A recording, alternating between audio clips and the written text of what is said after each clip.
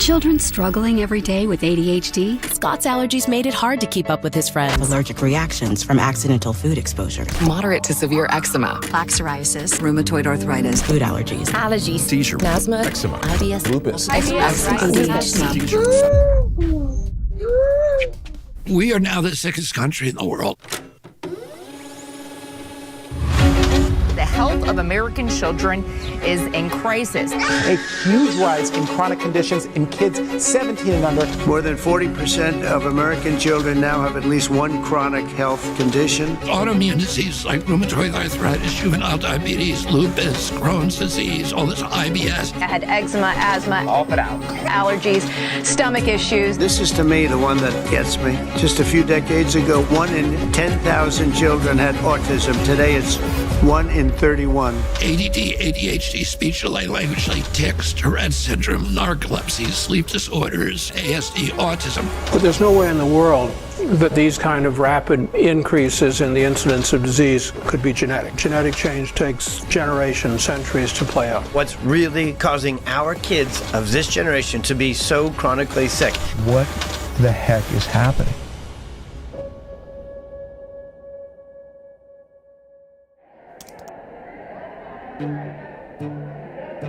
America is the sickest nation in the industrialized world. It is now believed that over 54% of our kids have a chronic disease, either a neurological disorder or an autoimmune disease. That's up from only 12.8% back in the 1980s. In roughly 40 years, we have seen the greatest decline in human health ever recorded. What if I told you there is a study that could shed light on this chronic disease epidemic, but no major medical institution seemed willing to do it? What if I told you there was one scientist brave enough to conduct this study? How you doing, Mark? Good to see you. Yeah, nice to see you. Absolutely. Good. What if I told you that when the study was finished, that scientist was too afraid to publish it? What would you do? Maybe you would do what I did. I got hidden cameras and recording equipment, and I went to ask him why. Thank you. You're very welcome. Cool. Have you all dined with us before? I want to show you a video. Okay. Curious of what's your reaction to this. Okay. Just hit play here. Yeah. Go ahead and press play there. What was the most shocking thing? Because, I mean, I know what I've seen. No, I thought it was important. It's important information because of, it did show a difference between the groups. We have some serious issues.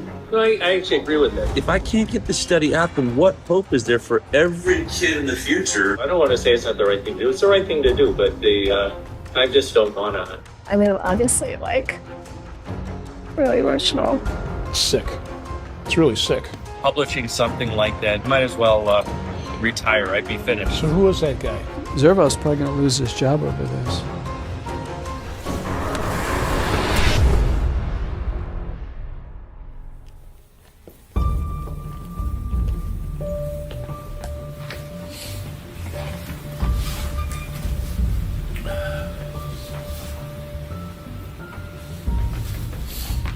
You know, I'm thinking before we get into the hidden cameras and the study and Dr. Zervos and all that, why don't we just take it all the way back to how this actually started?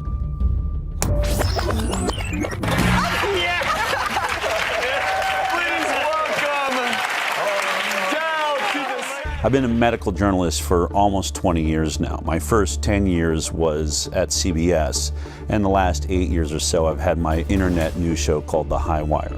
Good morning, good afternoon, good evening, wherever you are. But the biggest change in my career happened when I produced a documentary about vaccinations called Vaxxed. And at the center of that documentary was a whistleblower from the CDC named Dr. William Thompson. He came forward in 2015 and said that they were committing scientific fraud on the vaccine safety studies. Well, that film blew up and became a worldwide sensation, mostly because we got so much bad press, starting with being kicked out of the Tribeca Film Festival. The decision to run a controversial documentary about vaccines has Robert De Niro at the center of a big screen backlash. Tonight, the film festival Robert De Niro started Under Fire, a controversial new film that many are characterizing as anti-vaccine. I think the movie is something that people should see. There was a backlash which I haven't fully explored. I want to know the truth, and I'm not anti-vaccine. I want safe vaccines. Vax producer Del Bigtree says canceling the screening amounts to a suppression of the truth. I can't imagine what type of pressure came down that would make them pull a movie that they were obviously behind in the beginning. The message from the medical community is clear. This is one of those scientific questions that where science has provided an answer. Vaxxed ended up being one of the most controversial documentaries in history. And because of that, there were lines down the block everywhere we went. Look at this crowd behind me. Look at this line goes on and on and on. In fact, the very first day we screened at Angelica Film Center in New York, I wanted to know why there's this giant line down the block. What are these people here for? Can every parent or someone, if you have a family member with autism, would you please stand up right now? I'd like to see. 3/4 of the room stood up. I remember feeling like the air just got sucked out of the room. I had no idea that there was this many people suffering from this issue. I ended up asking that question 3 screenings a day, 5 days a week for an entire year. And every single time, 3/4 of the room stood up. I realized I had stumbled on something absolutely massive. Hello everybody, this is Jamie. Jamie's first. Can you guys both tell us your names? I'm Stephanie. And this is Zion. After the screenings, parents of injured children were inspired to tell their own stories. We set up video cameras and started interviewing everybody that wanted to talk. And what I discovered is it wasn't just autism, and it wasn't just the MMR vaccine. There was an ocean of vaccine injury, and nobody was talking about it.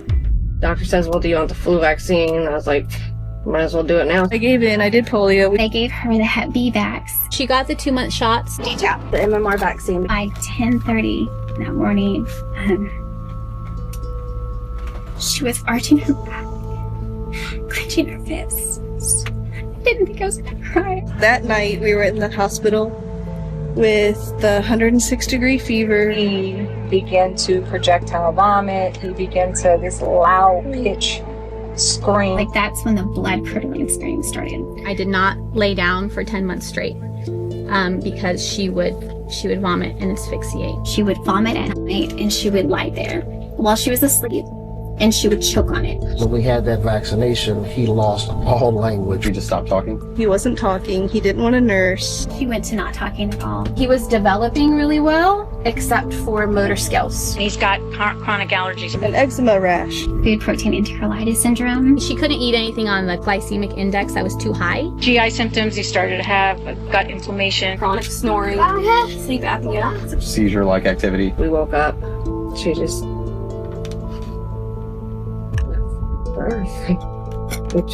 She died in your arms? Yeah.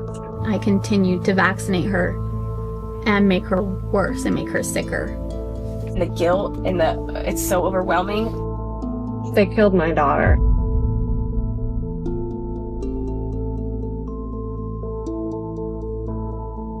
Clearly, this was a bigger issue than anybody realized. But there was one particular interview that we did that really changed my perspective forever. Colton was a 13-year-old healthy, strong boy. He loved anything that has to do with an adrenaline rush. Motocross was his passion. The doctor says, hey, he's the age that you should get the HPV vaccine. I said, okay. So he was administered the vaccine. And then this is the last day he got to ride that big boy bike. And that day he came home, he was starting to feel nauseous, really sore neck. He still didn't want to get out of bed. I just thought, man, you're just really weak and exhausted. And that evening, when he sat up to take a drink of water, he just flopped back and his head just hit the pillow, and I went, Colton, are you going paralyzed? They immediately took him down to Primary Children's Hospital in Salt Lake. Original diagnosis was transverse myelitis.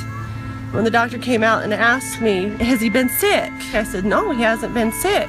He had the HPV vaccine on February 1st, and they went, oh, well, we'll be reporting that to VARS. It does suck, like, not being able to play sports anymore. Now I have to sit on the sideline, just watch everybody. You gotta do your research, like, you can't just trust a doctor anymore. Do your own ways to find out what's best for you.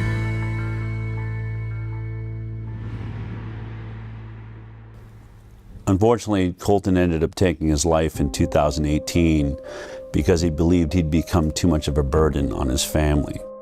But the thing I remember about standing there and watching that interview taking place, my co-producer Polly Tommy was doing the interview, was this box that was hanging on his side that was breathing for him. And it went through a tube that was going through a hole in his throat.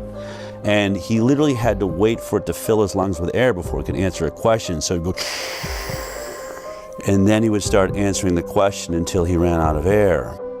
I thought about all of the people that accuse these so-called anti-vaxxers of bringing back polio or the iron lung. Once vaccination rates fall, you're going to have a lot of people getting sick and a lot of children paralyzed for the rest of their life with polio. I thought, he's wearing an iron lung. You're not laying in a metal tube anymore. They've reduced it down to a box that hangs on your side and a hose that goes through your throat. But in this case, he wasn't paralyzed because he had polio. He wasn't paralyzed because he didn't vaccinate. He was paralyzed by the Gardasil HPV vaccine. I chose to get my daughter vaccinated because I want her to be one less woman affected by cervical cancer. One less. Gardasil. Then I went home and started looking up all of the inserts, the warning labels that are wrapped around all of the childhood vaccines, and most of them say it right there in serious adverse events. Guillain-Barré syndrome, that's paralysis. Or transverse myelitis, paralysis. And I realized polio vaccine is a success. We didn't eradicate paralytic diseases with the vaccine program. The vaccine works. We're causing paralytic diseases with our vaccine program.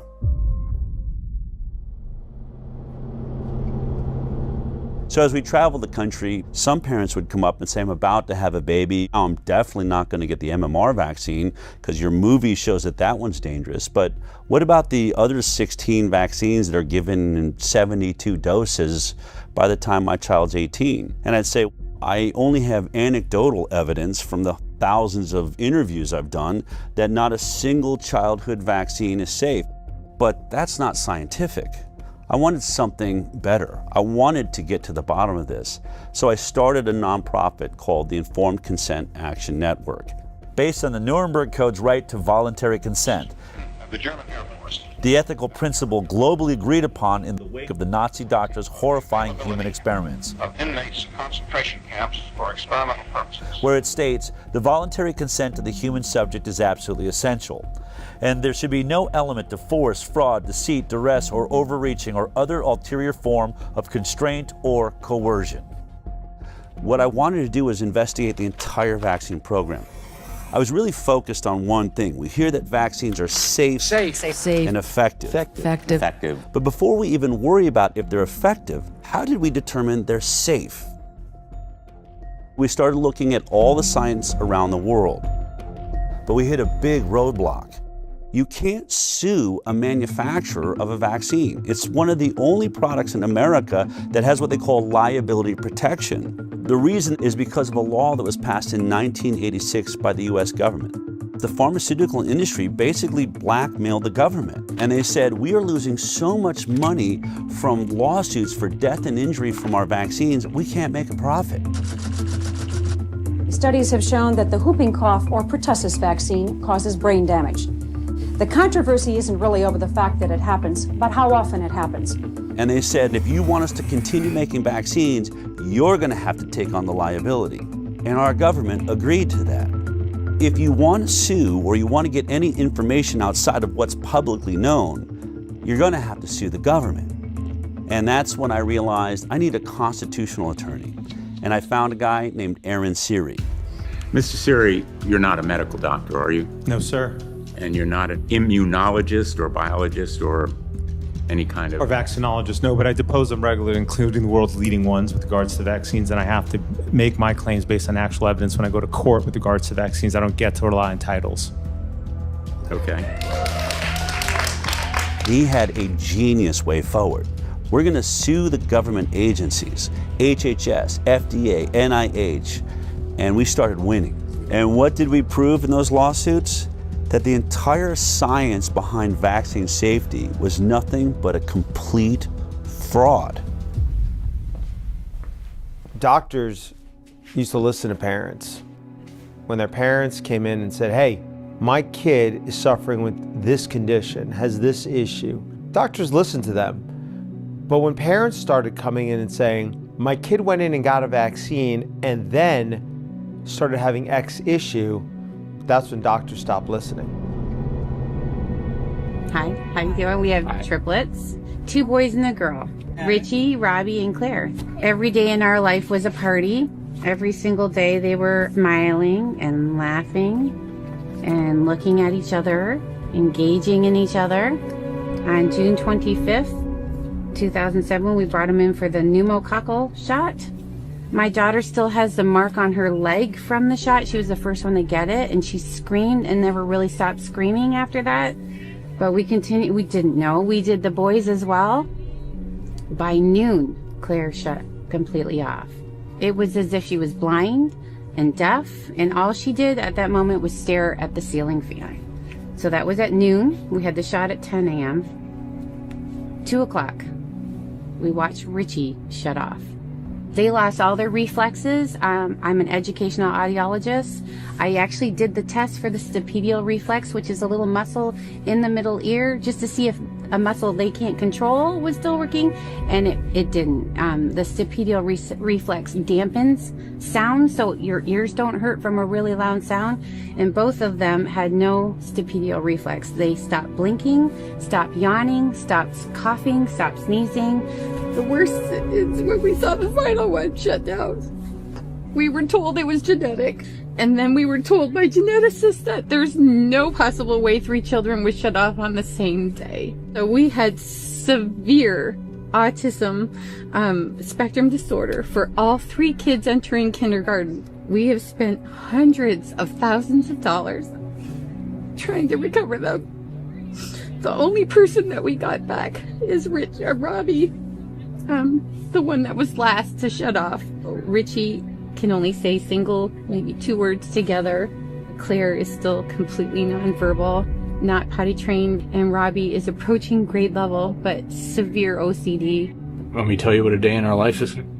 So you got, say, a 6 or 7 or 8 year old child who's not potty trained, and at 2 or 3 or 4 o'clock in the morning they fill their diaper. Well, you assume that's pretty uncomfortable, so they take it off.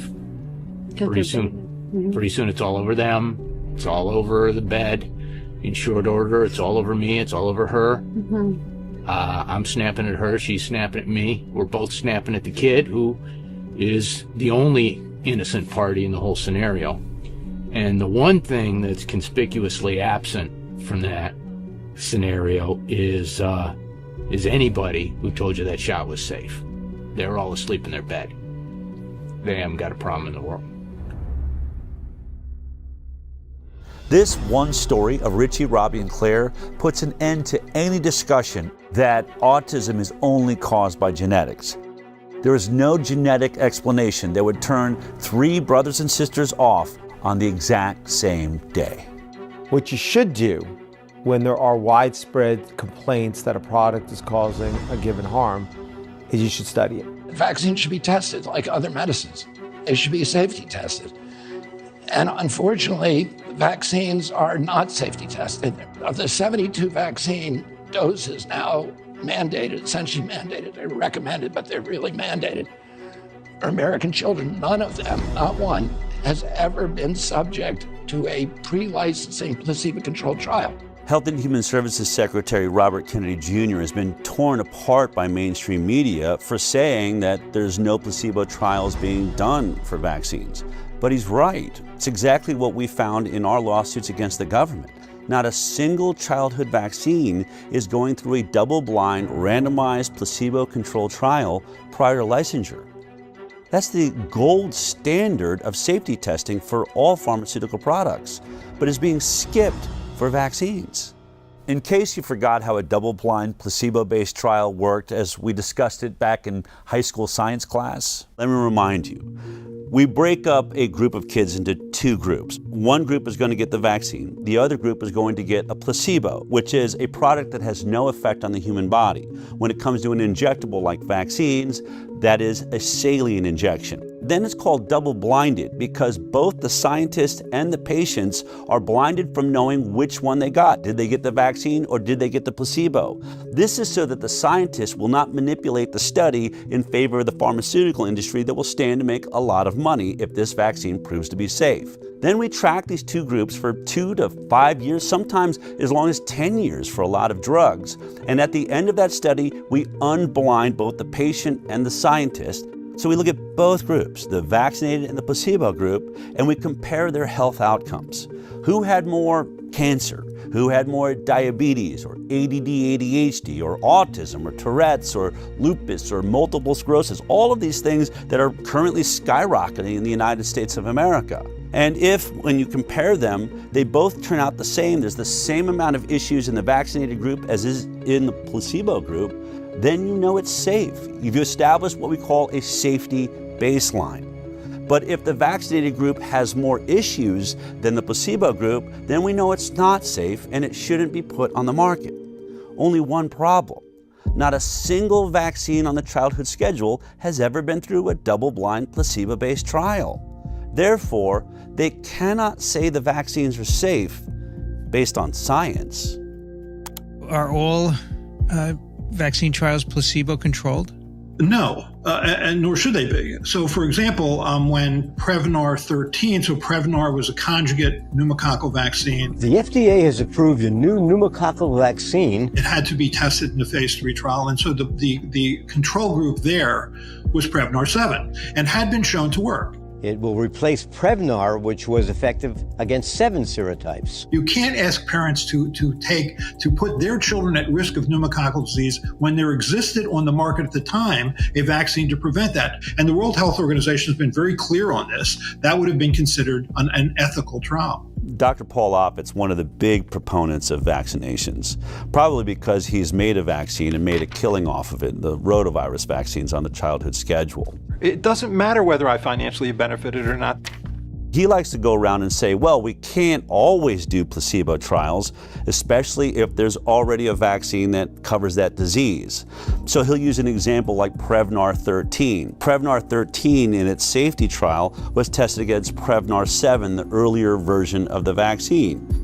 And he'll say you cannot test Prevnar 13 against a saline placebo because it would be unethical. You'd be denying children access to a vaccine that is already on the market, and that's not fair to them. But what he leaves out is that Prevnar 7 was never tested against a saline placebo, so we don't know if it's safe. So we're testing one product we don't know the safety profile on with another product we don't know the safety profile on, and this is how the entire vaccine schedule works. I like to call this the whiskey study. Let me explain. Let's say there's a group of people that are complaining that whiskey is making people drunk and they're crashing their cars and people are getting killed. Now, in order to test does whiskey cause car accidents, you would set up a double-blind placebo trial. One group, the test group, would get the 10 shots of whiskey. The other group, the placebo group, would get 10 shots of water. And then we'd have them both drive on a driving course and see who has more accidents. It's obvious. But in this case, the whiskey company is the one doing the study. And what they say is, oh, we're going to do a placebo-based trial, but our placebo-based trial is not going to be water, it'll be vodka, another product already on the market. And so 10 people get the whiskey shots and 10 people get the vodka shots, and they had them all drive, and guess what? They had just as many car accidents. Therefore, whiskey does not cause car accidents because it didn't cause any more than the vodka did. And so to take this all the way to the end of Dr. Paul Offit's point, if vodka had ever been tested against 10 shots of water and there was no car accidents in the vodka group, then it would make sense to test the whiskey against the vodka. But we all know that study was never done, just like no vaccine placebo study was ever done. All you have to do is type in FDA licensed vaccines on your computer, and every vaccine that they give your child on the childhood schedule will appear there. And then you can click on any one you're interested in. Let's click on Recombavax HB. This is one of the hepatitis B vaccines they give your baby on the first day of life. Hello, welcome to the world. Gasp for your first breath, and here comes your first sexually transmitted disease. Now, go to Vaccine Insert. This is the insert or the warning label that is wrapped around the vaccine when it's delivered to your doctor. It has all kinds of information, like what's in the vaccine, all the ingredients, side effects of the vaccine, but I want you to focus on section 6.1. This is where they talk about the clinical trial they relied upon to establish safety. It's always 6.1 on every single vaccine, so you can look at all of them. But in this one, you'll see that there was only 147 children in the entire trial. And they were only monitored for 5 days after each dose. 5 days. So think about it. Would you take any drug that was only monitored for safety for 5 days? If your child dies on day 6, it wasn't captured by this trial. They'll say, we didn't see any deaths. If a child had autism 2 years later, or other autoimmune diseases or neurological disorders, things that take years to develop, they'll say, we didn't see any in our trial. This is why every drug we take goes through a multi-year safety trial. Most of your issues are going to take years to develop, and if your study isn't that long, you'll never ever see them.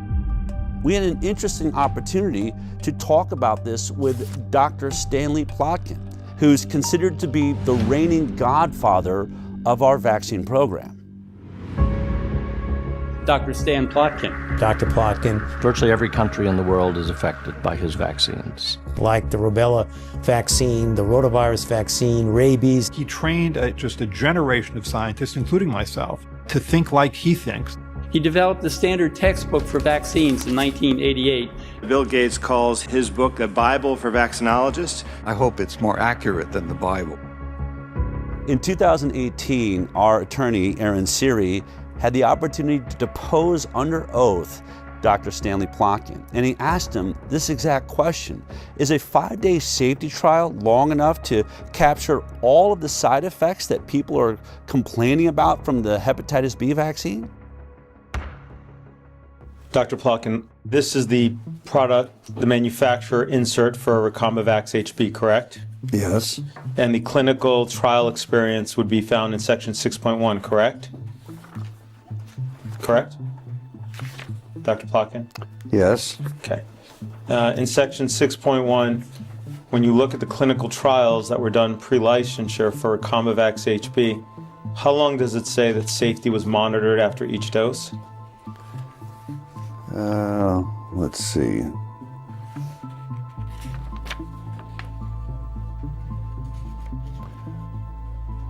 Uh, 5 days. Okay. Is 5 days long enough to detect an autoimmune issue that arises after 5 days? No. Is 5 days long enough to detect any neurological disorder that arose from the vaccine after 5 days? No. There is no control group, correct? It does not mention any control group, no. No. If you turn to section 6.2, under the nervous system disorders, it states that there have been reports of Guillain-Barré syndrome, correct? Yes. As well as multiple sclerosis, exacerbation of multiple sclerosis, myelitis, including transverse myelitis, seizure, febrile seizure, peripheral neuropathy, including Bell's palsy, muscle weakness, hypothesia, and encephalitis, correct? Correct. Okay. Now, it says at the top, before you go on, these reports are required to be included because they have been reported to the authorities as happening after vaccination. That is not proof that the vaccine caused those reactions.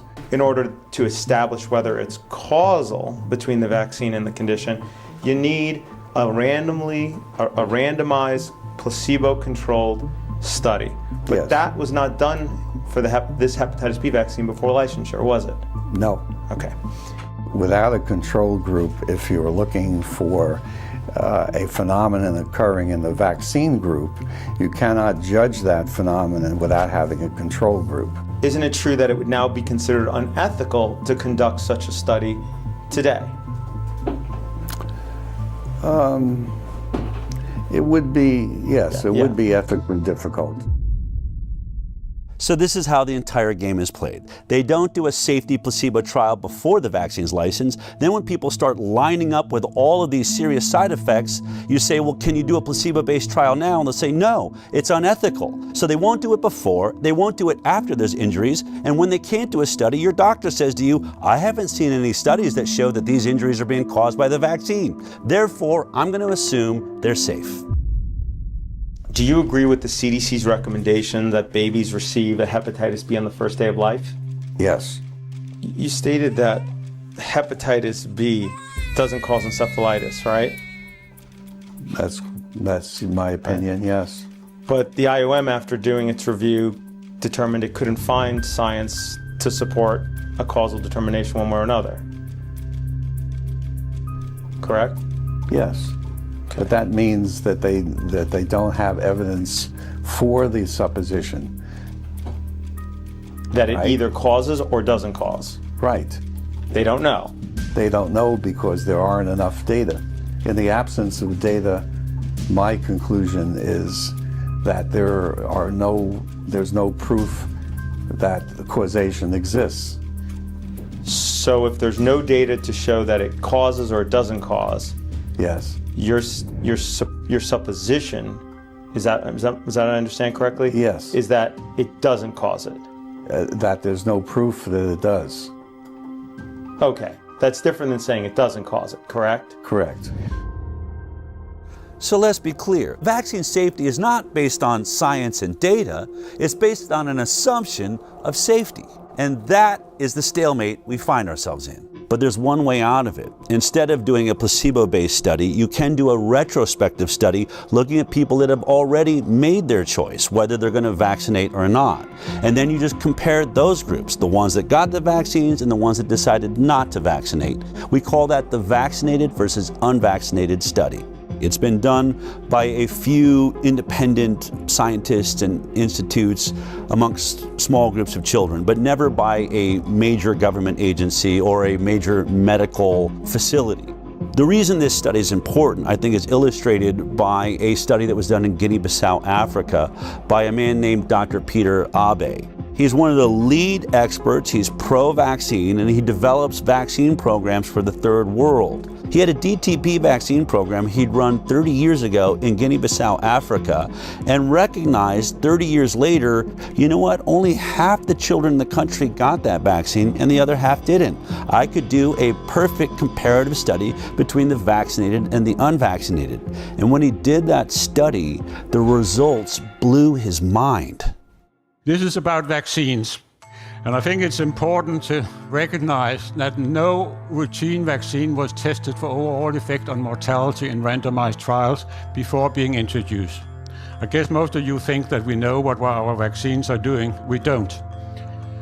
The program we are talking about at the time, the vaccine program, was introduced sort of in the late 70s after the success with the eradication of smallpox. WHO made sort of the first immunization program for the low-income countries. What comes out here, you had 2.3 times higher mortality if you are DTP vaccinated. And that is the most commonly used vaccine in the world.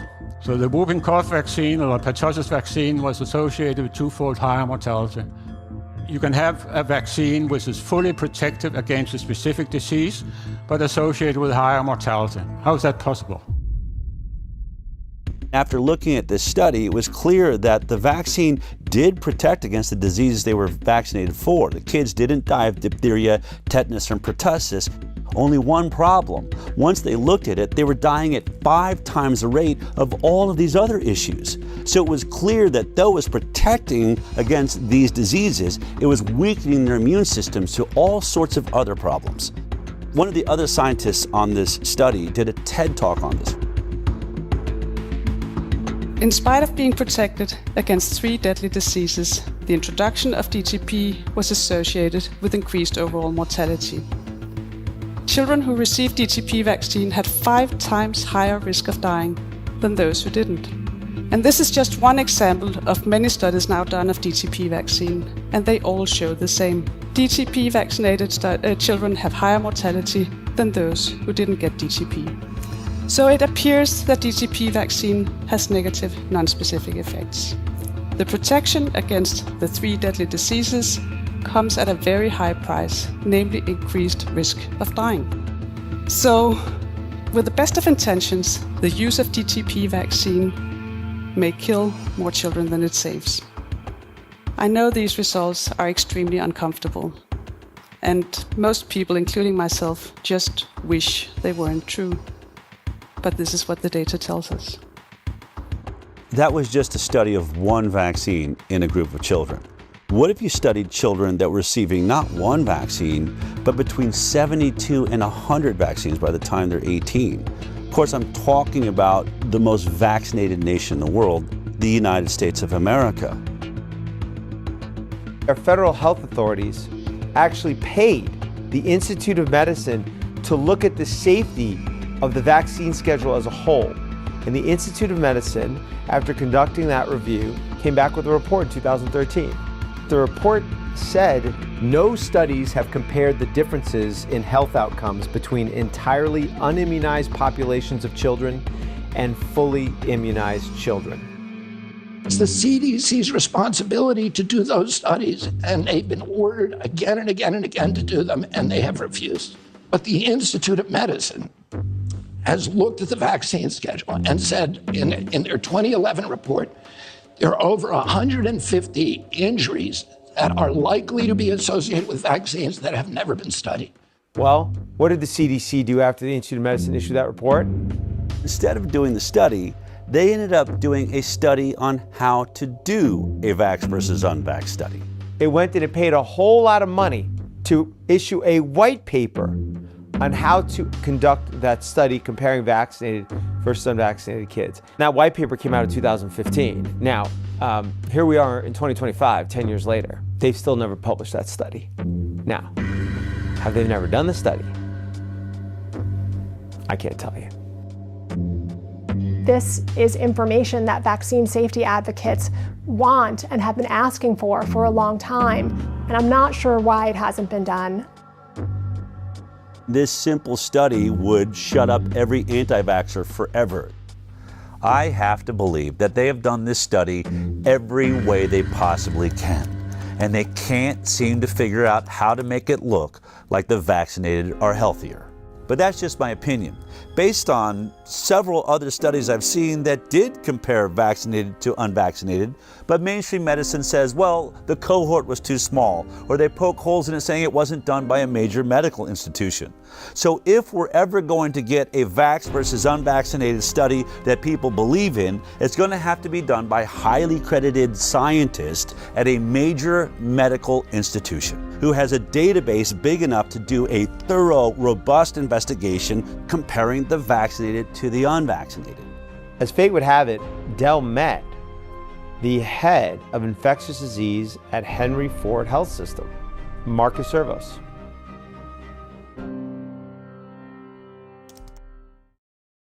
I'll never forget that meeting because you said something to me. You said, "I've watched your film. It's intriguing." But you said, I'll never forget. You said you've been saying something and watched your videos that I had an issue with. You said that they cannot say that vaccines are safe because they've never done the proper safety studies.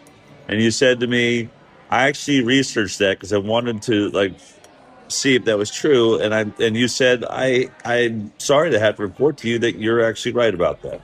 I say it proper safety studies have not been done. And to now too, it's same thing. I still say it now. The proper safety studies haven't been done. So then I said to you, all right. Still true. And you're like, I don't know what I'm doing here. I don't agree with you. I believe in vaccines. And I said, would you ever consider doing a vaccinated versus unvaccinated study? And you said I would do anything wherever the data is the data, right? Yeah. The first time I met with Dr. Zervos, he agreed to do a vaccinated versus unvaccinated study. I mean, I was ecstatic. He was perfect. Ford Medical Center is one of the greatest research centers in the world, and Dr. Zervos is in the middle of being a hero for having just worked out the entire Flint, Michigan water crisis. 74 miles of large-diameter pipeline will stretch For decades, Flint, one of the poorest cities in America, had bought its water from Detroit. Instead of staying on the Detroit water supply while the pipeline was being built, the city would temporarily get its water from the Flint River. That decision would force the city to activate an old water treatment plant. Here's the plant. This is what is coming out of the tap. Water's brown, has a bad odor. We cannot drink the water. They soon became a breeding ground for Legionella, and people were getting sick. The oxygen, you're on that all the time, or do you ever get to take it? I want it all the time. Yeah. Her doctor, Marcus Zervos, had been treating a chronic skin infection that her weakened immune system couldn't control. They are doing a lot better. I'm ecstatic. You know, if I can get them healed over a little bit more, I'm going to get you an appointment with those transplant doctors. There'd been 90 confirmed cases in the year and a half following the water switch. 12 people had died. Sean McElmurray had pulled together a team of 23 scientists and experts from around the state. The team says the state wouldn't authorize them to start the search for the source of the outbreak. Dr. Zervos was the infectious disease expert, and he was worried about the delay. It was critical to start right away because by June we expected to see more cases of Legionnaire's disease and there would be more deaths, which is what we expressed in a meeting that included top leadership at MDHHS. I remember my colleague telling him that if he didn't do that, people could die. Unfortunately, Nick Lyon's response was that, well, they have to die of something. I mean, you're just in shock as a result of him saying that, the director of the health department. Dr. Zervos seemed perfect. He'd stood up against the entire health system in Michigan, so I figured he'd probably be brave enough to do this study. But then a couple of years went by and still no study. I called Aaron and said, why don't we go see if we can't convince him to finally do this study? I flew down to Michigan and we went to meet Dr. Zervos in person. We said, look, here's your opportunity. The results should be directly in line with the orthodoxy. The vaccinated kids should be healthy across the board. He could be hailed a hero for finally shutting up the anti-vaxxers. He said he's willing to do it. The study was going to use the data they literally already have in their fingertips. The data of millions of people who are already in the Henry Ford Health System database, including hundreds, maybe thousands of completely unvaccinated children, as well as obviously children who are vaccinated. What that would allow is taking that multi-million person database, segregating out the children who had been in the Henry Ford system from birth continuously for a few years. Because it's a captive HMO environment, meaning it provides the insurance and it provides the medical care, it has most of the health records for these kids, including if they go out of the Henry Ford medical system, Henry Ford, as the insurer, was still paying for it. So they have the health codes for all the medical services that these kids got. So if you segregated out those kids, now you have a cohort of children from birth for at least a few years where you knew everything about them. I previously was a program director at Henry Ford Hospital, so I know it well. It's one of the best integrated health systems to do research. Henry Ford receives over $90 million in annual research funding, with nearly 700 residents and fellows in 53 ACGME accredited training programs. I think Henry Ford, like other institutions, has a bias towards the goodness of vaccines. You can't miss it. It's a full-page letter here from Henry Ford with 56 signatures saying in bold letters, the science is clear, vaccines save lives. If the results came back demonstrating that the battery of vaccines was associated with chronic diseases and that unvaccinated appeared healthier over time, such a result would be particularly convincing. I'm for vaccines. I'm not, I'm obviously for vaccines, but I think it's the best way of controlling infectious diseases, which are deadly. I'm for mandatory vaccination. Henry Ford is mandatory vaccination because of me. Henry Ford is one of about 90 healthcare systems across the United States that are working to enroll a total of 30,000 volunteers in the Moderna COV vaccine study as quickly as possible. This is the worst pandemic of the last 100 years, and our best hope of dealing with this is by having an effective vaccine. Henry Ford is requiring all 33,000 staff members to be fully vaccinated by September 10th, 2021. The health system says this is consistent with its existing vaccination policy, which includes team members get the flu shot every year and stay current with other vaccinations. It appeared to me that Henry Ford was pro-vaccine, not anti-vaccine. So I had to assume the only reason they would do this study was to prove us wrong. Dell and I thought that was an excellent opportunity. They can do the comparison and presumably they could get it published. We only had one request. The ask was, whatever the outcome, you publish it. Would he stick to that if the results show that unvaccinated kids are healthier? And when he realized that if he submitted that for publication, he's going to face the wrath of his entire profession, didn't know. This was our greatest fear. I mean, vaccines are the holy grail of modern medicine, and anyone that decides to challenge vaccines in any way are essentially considered heretics. Vaccines are safe. Vaccines are safe and effective. Vaccines are safe and highly effective. Safe and effective. Safe and they're highly effective. Vaccines are one of humanity's most incredible accomplishments, and they've saved millions of lives. Childhood vaccines have prevented about 4 million deaths around the world every year. The overwhelming majority of pediatricians in this country strongly support vaccinations. Missing her vaccination dates. We're not vaccinating. The schedule as it's currently recommended is well tested. We've studied them in so many millions of children. Billions of people. Decades of extensive peer-reviewed scientific studies. Centuries of science. The science is pretty settled. Settled for many years now. This idea that we're taking too many vaccines, there's really no science to back that up. The scientific community publishes paper after paper after paper. There is nothing to see. There's nothing to see. I will not stand here and let conspiracy theories distract from real solutions. Most doctors can't tolerate being called quacks or having their reputation destroyed. And I went from treating the head of the laboratory at my hospital for hypertension to becoming, somebody that was doubted on every levels after a while because of one thing that I said, which was, can we stop giving vaccines to my sick patients and give it to them on the day of discharge? And had they not tried to intimidate me, doubt me, and pushed me to research and show that what I saw was actually real, I would still be lockstep working as a regular doctor.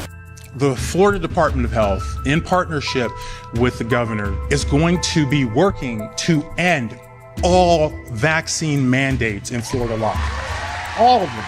All of them. My experience with discussing or disclosing harms associated with vaccines is that those are not welcome ideas or conversations. That move from the Florida Surgeon General, a doctor there, drawing condemnation from public health experts. Whether it's ignorance, it's stupidity, or it's malice, at the end of the day, people are going to get hurt. He's not going to necessarily receive a warm embrace by some of the people in his profession, but that's really what courage is all about. It's a very hostile environment, both scientifically and in the media, for individuals who reach conclusions or have opinions that counter mainstream ideas. Every independent scientist that has ever ventured into doing a vaccinated versus unvaccinated study of any kind is immediately under assault. There's one by Dr. Anthony Mawson out of Mississippi. He did a homeschool study of about 600 kids and discovered alarming rates of allergies, ADD, ADHD, neurological disorders, and a 4-fold increased risk of autism amongst the vaccinated. As soon as the study came out, his job was under threat. In fact, I asked him if he'd be in this film, and he said, look, you can show my studies, but I have just been dragged through the coals on this. I can't take anymore. Then there's Dr. Paul Thomas. Hey, how you guys doing? What I'm seeing on this side is a pink dull, scarred up eardrum. I've been a pediatrician for 35 years. I'm now retired. What I noticed in the first decade or so of my practice is kids were getting sicker and sicker. And over the next decade, as more and more patients chose not to vaccinate, I got to see the difference. But I wanted to see, could I prove it? So we got all the data from my practice. We looked at every baby born into my practice and published it in an international journal of public health. What we found, and that study was peer-reviewed, it was robust, we found massive increases. I mean, we're talking 400 to 500% more. Allergies, autoimmune conditions, neurodevelopmental issues, and then we had infections of all kinds. Massively increased in the vaccinated compared to the unvaccinated. What happened when I published that study? Within days of it being available online, I get a call from my attorney. Don't go see any patients, don't write any prescriptions, don't go into the office. Your license has been emergently suspended. You are a threat to public health. What's today? Today, it is the last time I will be doing clinical medicine in Oregon. Knowing that you guys are keeping it going, the heart of this place lives on. So what if Dr. Zervos does this study and it turns out exactly the same way as the others? Would he still publish it? That was the question. Years went by. In 2020, I was informed they had put together a study. When I had that study in my hand and I looked at it, the significance of it, it was an actual study that, when published, was the first step in changing this landscape. Weeks went by and then more time went by, and at some point, what I learned was it was not going to get submitted for publication.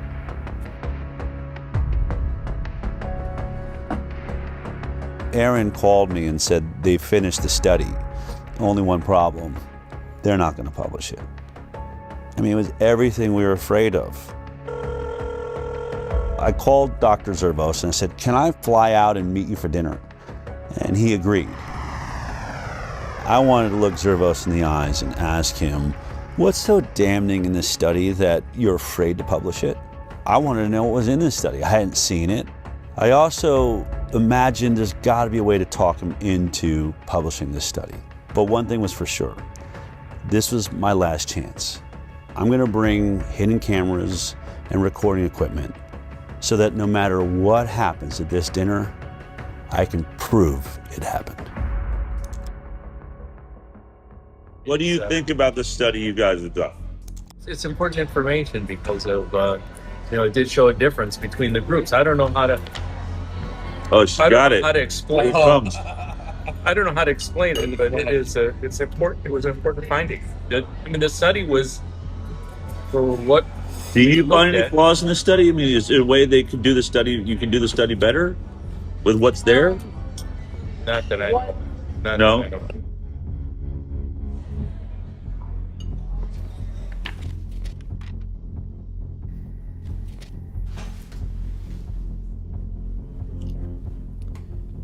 Impact of childhood vaccination on short and long-term chronic health outcomes in children, a birth cohort study. This one is really robust. Let's say the results. Yeah, what were the results? The CDC put out a white paper on how you would look at vaccinated versus unvaccinated, and we followed it to a T. I agree with that. No. Do you agree with that? No, yeah. We 100% did. We looked at this every other way and sideways. I think this is a devastating commentary on our public health interventions, because if this is true, we are systematically making kids sick, and not just a little bit sick, very sick. Publishing something like that, I might as well retire. I'd be finished. I mean, I'm just curious. What in this data makes you think it will be as catastrophic to your career as you think? What was he so afraid of? The study was a bombshell. 18,468 subjects, 1,957 of them were fully unvaccinated. When comparing the health outcomes of the vaccinated versus the unvaccinated, they found an increased risk in the vaccinated of several chronic health conditions. The vaccinated subjects were over 4 times more likely to have an asthma diagnosis. 4.29 times in the adjusted. And that seems, I've looked at a lot of studies, that's 3.26 to 5.65. They also found 3 times the risk for atopic diseases, which is kind of a subset of allergic diseases. They found almost 6 times risk for autoimmune disease. The autoimmune diseases this paper looked at include thrombocytopenic purpura, rheumatoid arthritis, SLE, systemic lupus erythematosus, MS, multiple sclerosis, and Guillain-Barré syndrome. They mentioned there are over 80 different autoimmune diseases, and what their data showed for autoimmunity, 6 times increase in those who got vaccines when compared to the unvaccinated. Which is staggering, because autoimmune disorders really represent significant morbidity and health costs and suffering, accrued over a lifetime. Neurodevelopmental disorders. What kind of numbers are we talking about? Do you remember? 5.5 times risk for neurodevelopmental disorders. We know that the immune system is intimately connected with both brain development and brain functioning. And so when the immune system gets triggered by illness, potentially by vaccination, you can get neuropsychiatric symptoms, presumably related to brain inflammation and immune processes in the brain. 2.92 times the amount of motor disabilities, 4.47 times the amount of speech disorders in the vaccinated compared to the unvaccinated. 3 times the rate of developmental delay. They found the same things I found related to allergy and autoimmunity.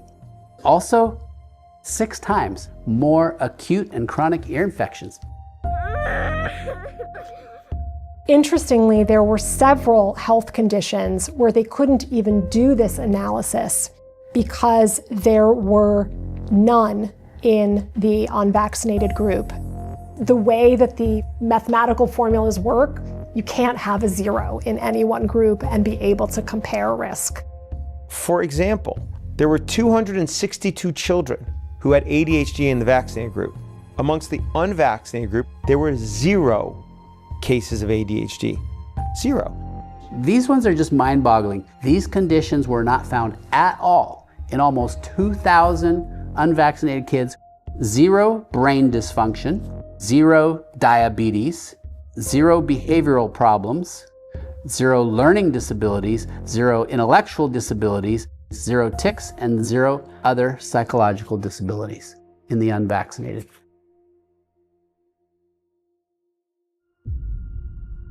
I'm going to read the conclusion here. Despite this, and in contrast to our expectations, again, the author's expectations was they'd conduct the study and probably find vaccinated people a whole lot healthier than the unvaccinated, right? This is what we found. We found that exposure to vaccination was independently associated with an overall 2.5-fold increase in the likelihood of developing a chronic health condition when compared to children unexposed to vaccination. Any vaccine, even just one, compared to none, had 2.5 times more likely to have a chronic health condition. There were no chronic health conditions associated with an increased risk in the unexposed group. None. What does this graph mean? Explain that to me. So it's no vaccines versus vaccines. That's basically your likelihood of not having a chronic health condition. They did something called time to event analysis.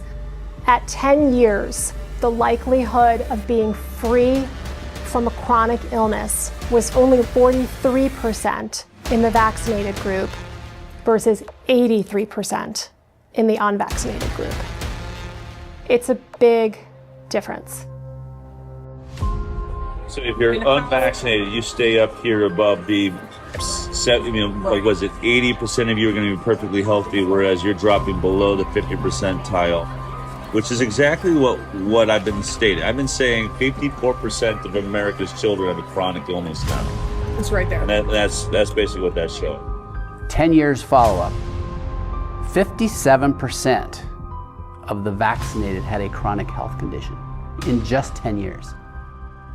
That should shock everyone. Let's remember, the entire conversation of the moment in America is the fact that 54% of our children are chronically ill. And here we are looking at the study, and it's almost exactly those numbers. 57% of the vaccinated are chronically ill, whereas only 17% of the unvaccinated.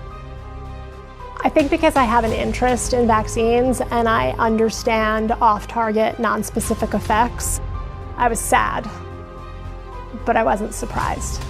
I can tell you that these data are consistent with my greatest concerns regarding the childhood vaccination schedule.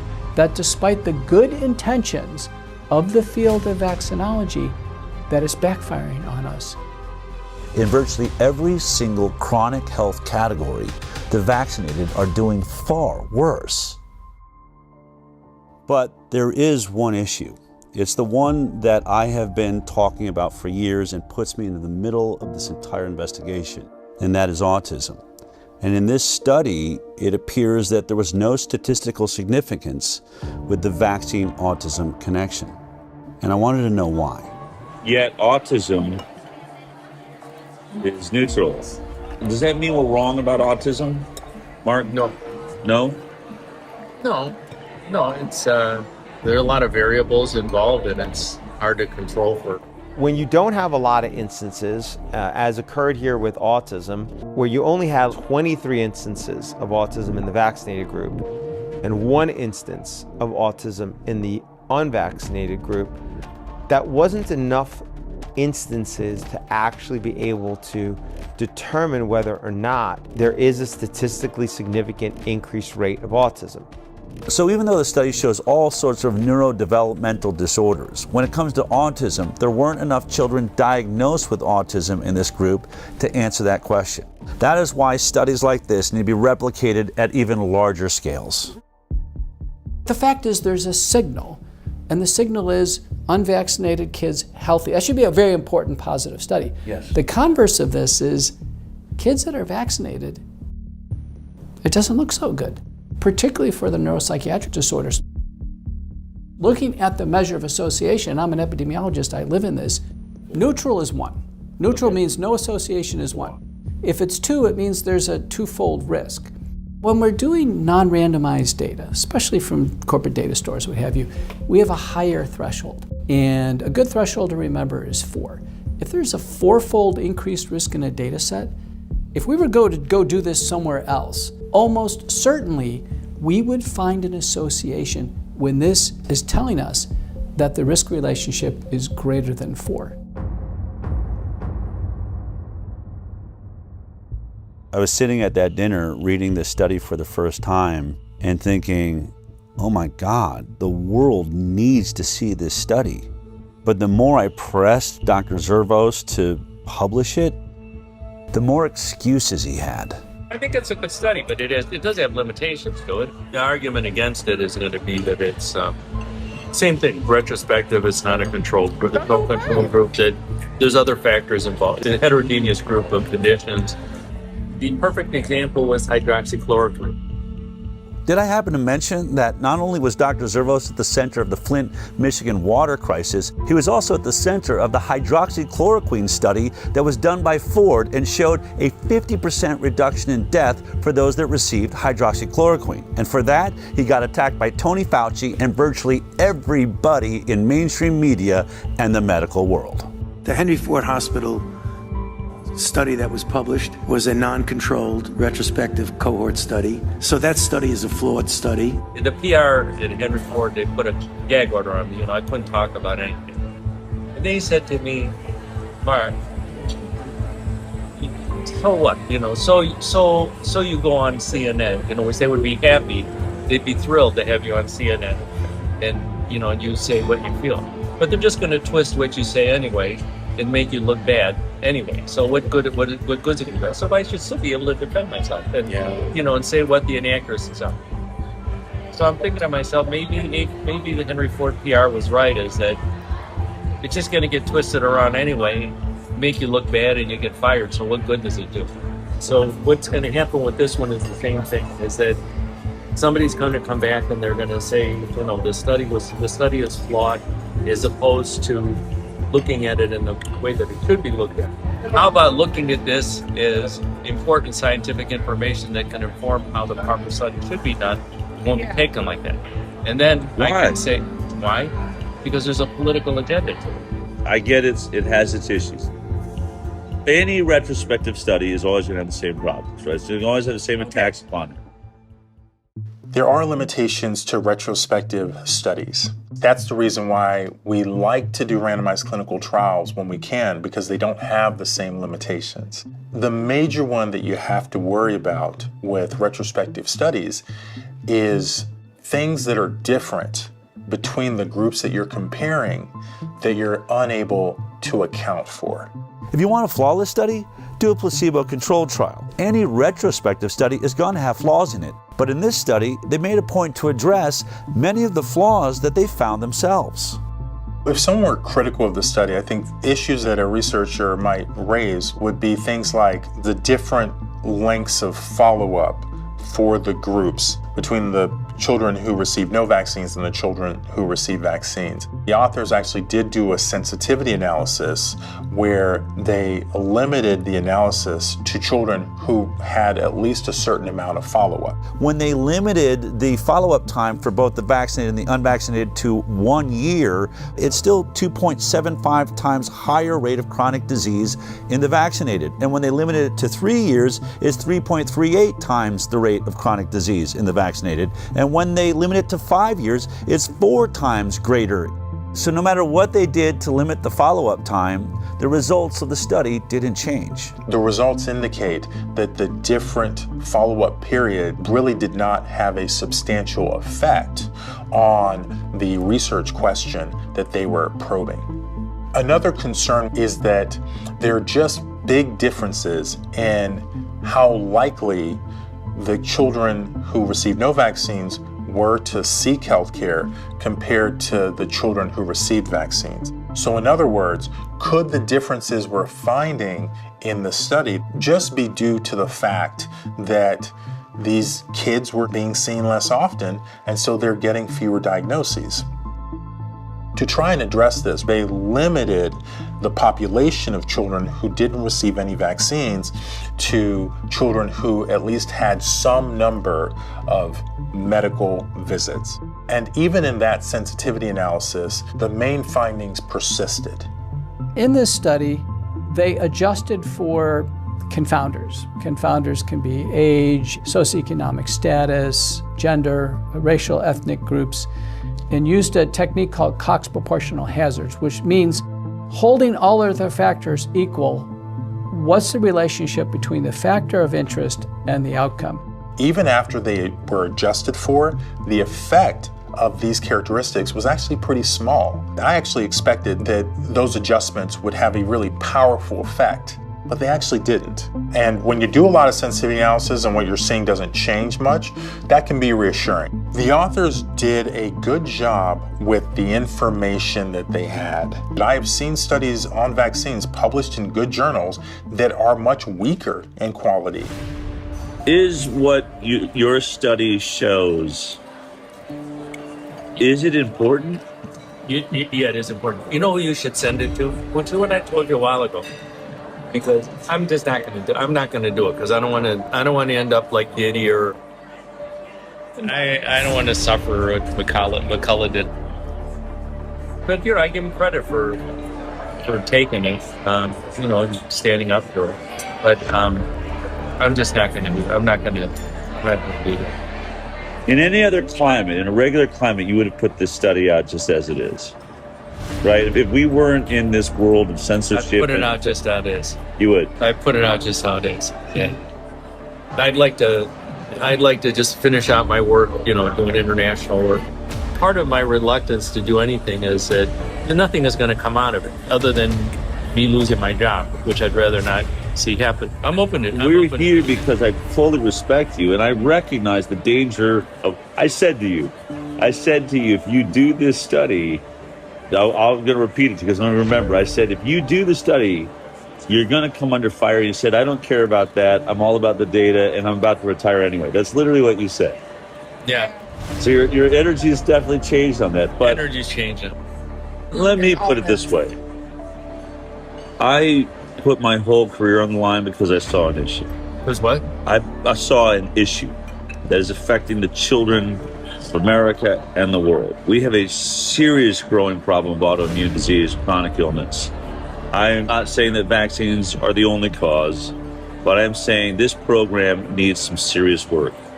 We had much better health when we were getting 10, 20 vaccines. At 54 shots with 72 doses, it is clear we are not making our children healthier. They're going the wrong direction. If there's a way to do this program better, which I believe, I've never said I'm trying to eradicate vaccines from the planet, but we are at an autism rate now of 1 in 26, 28. We have some serious issues. No, I actually agree with that. Is there a different way we could be doing it? Right, but how do we get there if I finally, what are the odds? I find someone like you that has got the clout. If I can't get the study out, then what hope is there for every kid in the future? I can't do shit for them. Unless there's a change in leadership, nothing is going to happen. Publishing one study like this one is not gonna. It's not gonna. It's actually the right thing to do. I don't want to say it's not the right thing to do. It's the right thing to do, but I just don't want to. And I don't want to say I have enough problems, but I've got enough things like that I'm already dealing with. And I don't want another one. Hold on. I just want to say this. This is the Galileo moment. I believe this changes more lives than anything there is. If we can fix this vaccine program, it doesn't just change millions of children's lives here in America, it changes worldwide. You'll be the father of the change in the system. That's historic. And I want to work with you to do that. This is why we're here. Yeah. No, I see what you're saying. We have an ability to do something that no one ever dreamed is possible. If it's not you, then who? For some reason, hammering always comes towards me. No, I can't handle it. I really can't. I'm not a good person. I can't handle it. I'm not a good person, but I'm just not going to do it. I'm not going to do that. Because I've got other stuff to worry about. Yeah, I mean, obviously, really emotional. He's just going to compartmentalize it away. I think someone could look at this and be like, it's unconscionable. How could he? And I think the way that he can is the way we all can do things that, not do things we don't want to do is we just convince ourselves, he's saying it doesn't matter. This is one study. It won't move the needle. It's too much for me. I can't. And, maybe he's right. Maybe it is too much for him. It's very important the study sees the light of day. In the scientific literature, and for the advancement of science, we must have balance. There are always pros and cons to everything. And when we have a deep-seated religious bias in favor of vaccines, we've lost balance. And when we lose balance, the entire scientific enterprise goes off track. And when that happens, large populations are harmed. I cannot help but ask myself the question, how many children will suffer a chronic illness that they maybe wouldn't have to suffer had this information been out there? I treat a lot of kids with neurodevelopmental disability and neuropsychiatric illness, and their lives and their families' lives are hell. And I know so many parents who suffer all kinds of guilt. The parents who've had adverse reactions or who've witnessed neurodevelopmental regression in connection with vaccination, they are devastated. I've had so many mothers say to me, my child is like this because of me. At my hand, I did this to them. I think we are absolutely destroying our future by destroying the overall health of our most precious asset, our children. We need to know if this is true. We are morally and ethically obligated to replicate this study again and again and again and find out if this is accurate and if this is true. We have to. The fact that this study hasn't been peer-reviewed and hasn't been published is extremely concerning. It's important knowledge, and other healthcare systems really do need to replicate the analysis. This question really does need to be probed. It's a very important research question. I challenge you, yes, you the doctors, you the researchers, do the research. Find within your data set, within your system, those who are unvaccinated and compare them to the vaccinated cohort. This is one data set. You could replicate this again. There are other captive payer systems. Let Kaiser Permanente Southern California do it. And let the Harvard Pilgrim system in Boston do it. And all the other health systems around the country. And maybe even the CDC with the VSD. And with that, we can start actually addressing the problem that these vaccines might be causing. If these results are valid, this is an absolute sea change in our understanding of the off-target and non-specific effects of vaccination. And we will have to reconsider the way we go about our vaccination program.